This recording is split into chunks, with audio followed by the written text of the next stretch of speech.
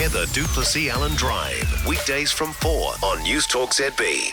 Well, Chris Hipkins is impressive with the Cyclone, isn't he? Come on, admit it, he is doing an excellent job. He has not put a foot wrong. He's where he's supposed to be. He's doing what he's supposed to be doing. I mean, he was in Auckland when it was thought that Auckland was going to bear the brunt of the cyclone. By contrast, Chris Luxon was in Wellington. And as soon as it was clear that Auckland actually only copped a bit of it and other regions were harder hit, he was back in Wellington in the Beehive bunker to oversee the national response. And today he's flown into the region around Gisborne. That's one of the hardest hit areas. He's giving money to damaged places. He's pledging support to those affected. He's talking about moving roads. He's promising to sort out the slash issue. It is really tempting, I think, for a lot of people to imagine that it's not that hard to manage a crisis like this.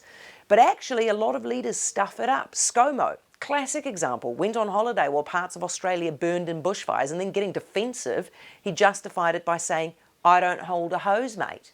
George Bush never recovered from his decision to fly over New Orleans after Hurricane Katrina, rather than touch down and just be with the affected people.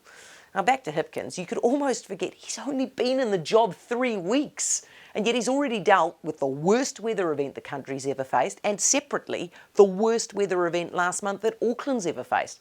Now I'm sorry to do this because it almost seems slightly inappropriate, but Jacinda who? I mean, this is the stuff Jacinda was good at, right? Responding to crises. And yet Hipkins is doing a perfectly good job of it too. And not only is he good at the stuff that Jacinda was good at, but he's good at the stuff Jacinda wasn't good at as well, like brutally nuking unpopular policies, winning the middle voter over, resurrecting Labour's polls. Early days, absolutely, I'll admit that. But geez, Prime Minister Hipkins is making it very easy to forget Prime Minister Ardern and making it very easy to forget that he's only 22 days into the job. Heather du Plessis-Allan Drive, weekdays from 4 on Newstalk ZB.